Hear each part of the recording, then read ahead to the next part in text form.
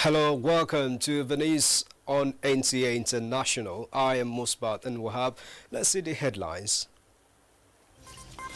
Displaced persons would not return to their villages due to insecurity to be resettled at settlements other than their original settlement as troops of Nigerian army arrest 5 suspected kidnappers. Federal government sends delegation to New York ahead of United Nations 74th Session General Assembly.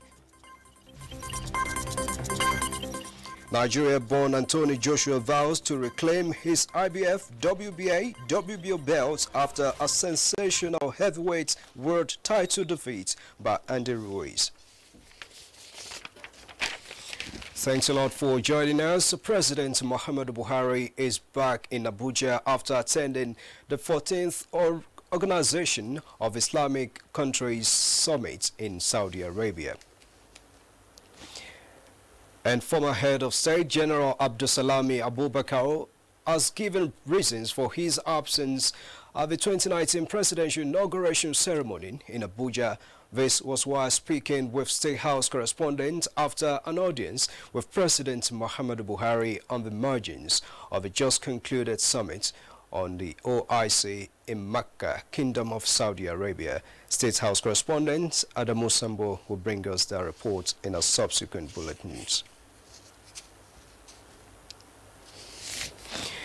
Muslims have been advised to look out for the new moon of Shawwal 1440 after Hijrah Monday 29th of Ramadan, equivalent of 3rd June 2019. A statement signed by Professor Sambo Wale Junaidu, the Chairman, Advisory Committee on Religious Affairs, Sultanate Council Secretary, says the sighting should be reported to the nearest district or village head for onward communication to the Sultan. The sighting of the moon can also be reported through these numbers on your screen.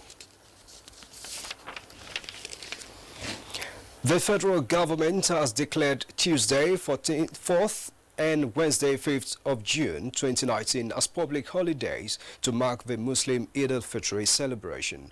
A statement by the Permanent Secretary Ministry of Interior, Georgina Ekeoma Ehuria, congratulated the Muslim faithful on a successful completion of the Ramadan fast and enjoined all Nigerians to use the occasion of the celebration to pray for peace, unity, prosperity and stability of the nation. She admonished Nigerians to shun hate speeches and divisive tendencies and join hands with the administration of President Muhammadu Buhari to build a peaceful, strong and united Nigeria so as to achieve the next level of socio-economic development.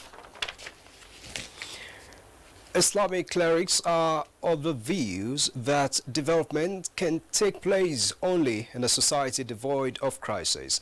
It is for this reason that Nigerians have once again been enjoined to imbibe the spirit of peaceful coexistence.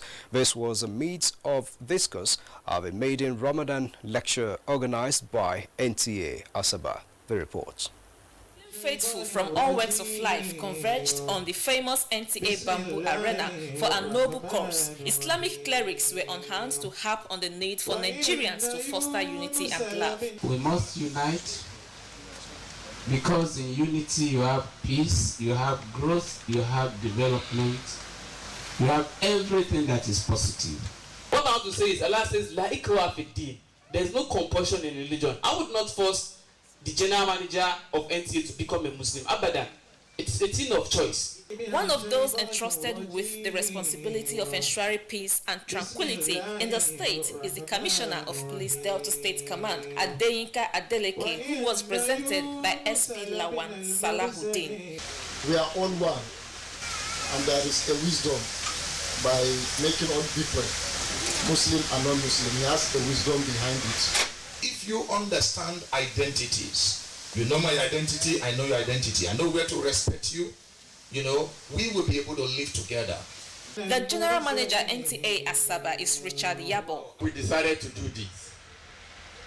First, to fraternize with our Muslim brothers, to bring about that point that we are all one, irrespective of our various religions. That's our number one priority, our number one goal. The Ramadan fast climaxes with Salah next week. In Asaba, Becky Kasimawona, NTA News. The governor of Ogun State, Prince Dapo Abiodun, has promised to provide an enabling environment for investors through the creation of industrial hub and reposition the civil service in the state. Correspondent Lukman Adefeso reports that the governor, however, promised to pay all salary arrears and deductions owed civil servants in the state. The chief imam, Egba Muslim community, who led other imams from the 3 senatorial districts, prayed for the new administration to be peaceful and serve the interest of the people. The governor, Prince Dapo Abiodun, noted that his emergence is divine, hence the need to fulfill his campaign promises. He promised to come up with actual date for monthly salary payment of civil servants that would not fail. We will turn Ogun State to be the biggest industrial hub in this country. Ogun State will become the biggest economy in this country by the grace of God. And to do that, we must create an enabling environment for them to come here. He added that agency will be set up that will take charge of rural road constructions, where local artisans will be patronized and also generate employments for the people. Now from southwest, we move to northern Nigeria, where wife of the president, Aisha Muhammad Buhari, has donated various essential commodities, food items, and textile materials to those affected by the activities of armed bandits in Katsina State. Mrs. Buhari, who performed the symbolic presentation in Basari local government area of the state, says the gesture is to cushion the effect of their hardship. State House correspondent Aliyu Kabir reports. The tree, which affected 8 local government areas of Katsina State, has displaced over 25,000 residents of the areas. For instance, in Basari local government area alone, 28 communities are affected, displacing over 18,000 people. The worst affected communities include Tulawa, Kasai, Yasori, Ergamji, Bia, Garin Leman, Dumbarawa, and Shekewa. While commiserating the government and the people of Katsina State, particularly the affected communities, the wife of the president has donated about 2,500 bags of 25 kilograms of rice, 12,000 packs of assorted food items, wrappers, and other essential commodities. She described the incident as unfortunate and therefore called on the relevant authorities to come to their aid to enable them to return to their various communities. From what we have seen here is beyond the strength of the state alone to control what is happening here or to take care of the IDPs. Though they say they have already gone back to their houses, like half of them. So we thank the security agencies for working very hard. Mrs. Buhari had earlier made a similar distribution in Katsina town to those affected in Katsina local government area with the aim of cushioning the effect of their hardship. Corresponding, the immediate past Commissioner of Health of the state, Maria Bala Usman, applauded the gesture of Mrs. Buhari. She called for the deployment of more security personnel in the state to avoid future occurrence of the unfortunate incident. The beneficiaries expressed their happiness with the gesture. The exercise is expected to be replicated to the remaining affected local government areas of the state. In Katsina, Aliyu Kabir, NTA News. Meanwhile, displaced persons in Sokoto State who would not return to their villages due to insecurity are to be resettled at places other than where the incidents occurred.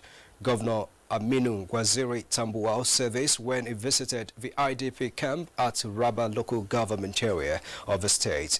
Dalhatu Abdullahi has the report. These are some of the internally displaced persons who have been taking refuge in Gandhi town, Raba local government, for 11 months now. Attacks by bandits forced them to flee 11 villages of the district that share a border with Zamfara state. Records show that over 100 persons were killed in different bandits' attacks in the affected villages. Malam Lawal Muhammad is the village head of Tabani, one of the villages worst hit by the bandits.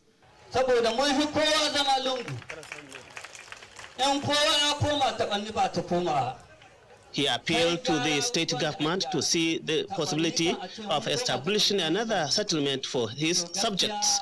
Governor Tambuwal was at the IDP camp to perform his first function in his second term as the governor of Sokoto State. The event is the flag-off of the distribution of food items and clothing to the displaced persons to enable them celebrate the forthcoming Eid al-Fitr with ease. The government of Sokoto State is willing and ready to resettle the people affected by banditry anywhere they are in Sokoto State to any settlement they are more comfortable with other than their existing villages where they have had these instances. Items distributed include bundles of clothing materials for males and females, 600 bags of rice, 50 bags each of millet and sorghum, 20 bags each of sugar and salt, 1 million naira, and 5 big oxes to celebrate the Eid al-Fitr. As part of activities marking his inauguration, Governor Aminu Waziri Tambuwal granted pardon to 20 inmates from Sokoto Central Prison. In Sokoto, Dalat Abdullahi, NTA News.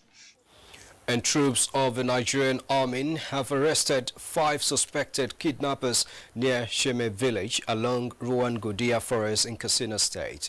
A statement by Acting Director Army Public Relations Colonel Segil Musa indicates that the operation is sequel to information about the criminals terrorizing the area. Segil Musa says the suspects confess to be involved in terrorizing the area and sending their victims to the ringleaders based in a forest at Ruwan Godia. Consequently, troops further searched Ruwan Godia forest and destroyed bandits and kidnappers' hideouts. In a bid to reduce death from road crashes, NEMA is collaborating with Kogi State government to build an ambulance bay at Gegubeki in Kogi local government area. This decision was reached at a meeting between the representatives of NEMA and Kogi State government in Lokoja. Solomon Ayedehi reports. The strategic location of the state as a gateway between the north and southern parts of the country accounts for the heavy vehicular movement crisscrossing the state daily. Hence, the high number of road crashes in and around the state. More worrisome is the increasing number of deaths recorded as a result of those crashes. It is in the light of these that the federal government, through the National Emergency Management Agency, NEMA, is collaborating with the state government to establish an emergency ambulance bay in Gegubeki, Kogi local government area. It is aimed at facilitating prompt evacuation of accident victims to the nearest health centers to save more lives resulting from road crashes. The visit of the representative of the Director General of NEMA to the State Commissioner for Environment and Natural Resources, Sanusi Usman Yahaya, was to work out modality for the commencement of the project. You know, you can avoid accident, you can prevent it, but whereby these two have failed, you have to make sure that the lives are properly managed, because the Director General discovered that most of the accidents that happen in Nigeria, most of the deaths, the casualties, are lost because of improper management. That was why we're collaborating with Kogi State government. So at the instance of the states, because the House of Assembly in their resolution, requested the state government to ask for this facility to be established. So, and we're looking at what is involved together with NEMA so that the project can be actualized. The project is expected to commence soon. In Lokoja, Solomon Ayedehi, NTA News. You're watching the news on NTA International, reaching you from Abuja. We take a break now. More news when we return. Stay with us. Football Confederation. 24 teams, 6 stadiums, 4 cities, 504 African stars, 1 trophy. The Africa Cup of Nations Egypt 2019 comes alive from June 21 with the showpiece final on July 19, 2019. Watch the 52 matches of the tournament live on Africa's biggest and largest television network, NTA, in partnership with Hot Sports. Be part of the biggest soccer fiesta in the African continent as the Super Eagles go on a bold mission to clinch the prestigious title for the 4th time, to the excitement of millions of fans across the length and breadth of Nigeria. For inquiries, please contact Abubakar on 0803-331-0175 and Felix on 0803-308-2375. NTA, you can't beat the rich.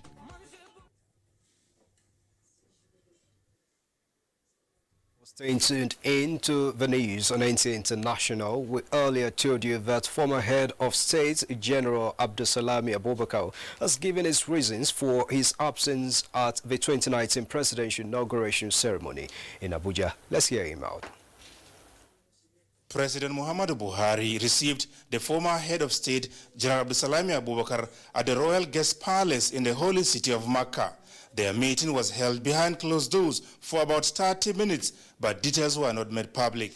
General Abdulsalami Abubakar, who chairs the National Peace Committee that worked towards peaceful polls in Nigeria, was not at the Eagle Square in Abuja when President Muhammadu Buhari was inaugurated for a 2nd term of office.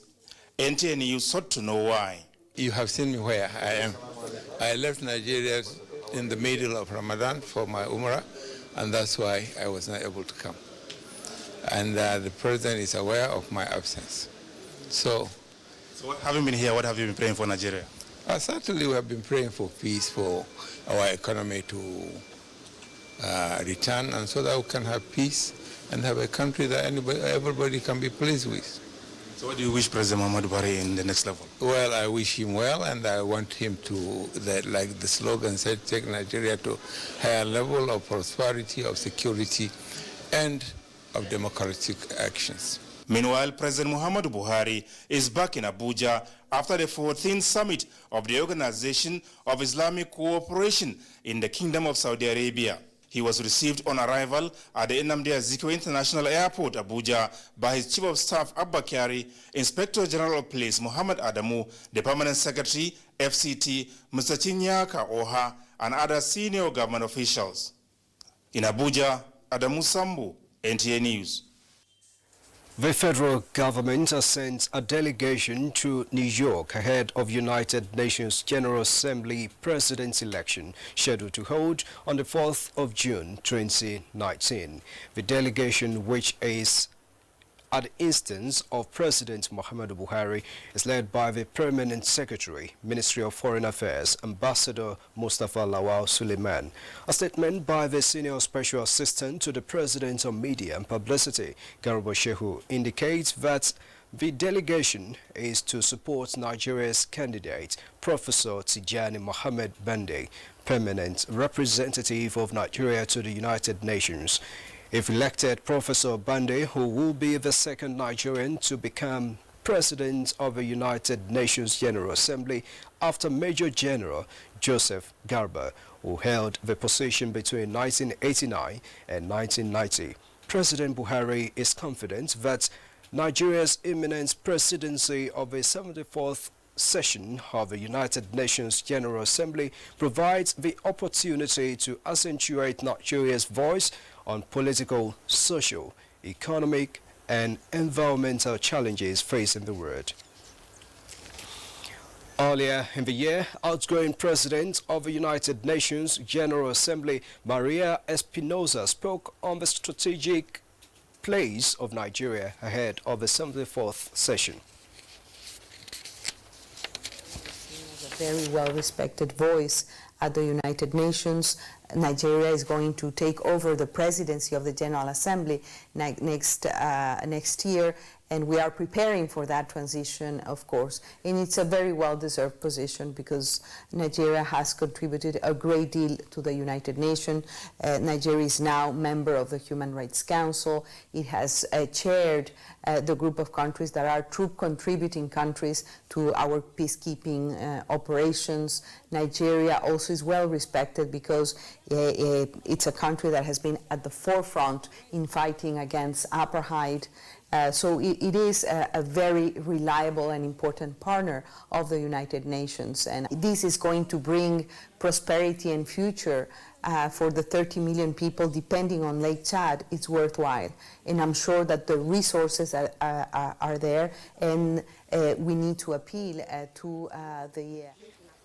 Maria Espinosa was in Nigeria recently on a multilateral advocacy visit. On a foreign scene, President Donald Trump of the United States to commence state visit to the United Kingdom this Monday, the 3rd of June. The President and his wife will be officially welcomed at the Buckingham Palace in London by the Queen of England, Prince Charles, and his wife, Camilla, Duchess of Cornwall. The visiting president will have a political discourse with the outgoing UK Prime Minister Theresa May at a breakfast meeting alongside the Duke of York at St. James Palace and senior UK and US business leaders. President Donald Trump of the United States, beg your pardon,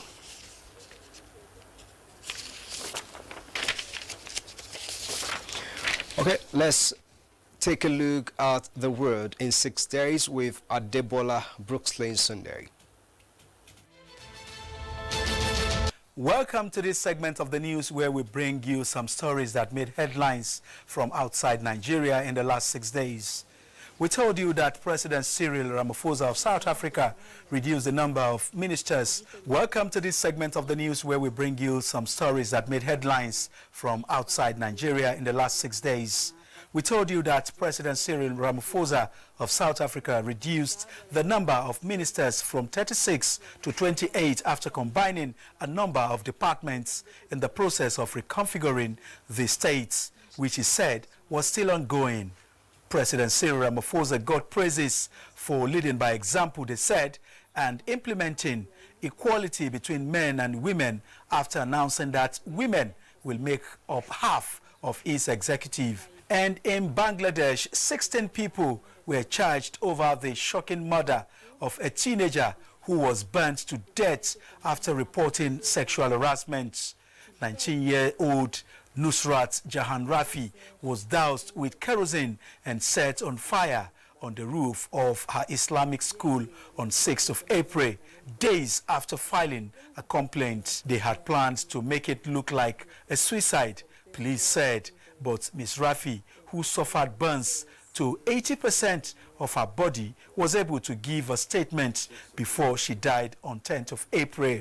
We also brought you reports from Papua New Guinea that Prime Minister Peter O'Neill stepped down on Wednesday after losing the confidence of Parliament during weeks of political turmoil in the South Pacific nation. But government supporters in Parliament hope to be able to retain power. O'Neill was met with applause when he announced to Parliament in Port Moresby that he had handed his resignation to Governor General Bob Dade. Meanwhile, U.S. President Donald Trump is hopeful that Japan's military will reinforce U.S. forces throughout Asia and elsewhere.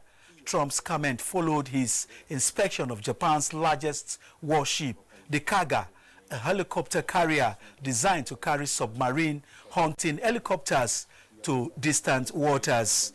Japanese Prime Minister Shinzo Abe, who accompanied President Trump on the visit to the Kaga, has boosted defense spending since taking office in December. He also wants to revise the post-World War II Charter to recognize the existence of Japan's military. I am Adebola Brookslyn Sunday. Thanks for your time. And thanks to you too, Adebola. In sports, Anthony Joshua has vowed to reclaim the IBF, WBA, WBO belts after his sensational heavyweight world title defeat by Andy Ruiz Jr. Joshua and his promoter, Edin Hearn, have signaled their intention to have a rematch with Ruiz later this year.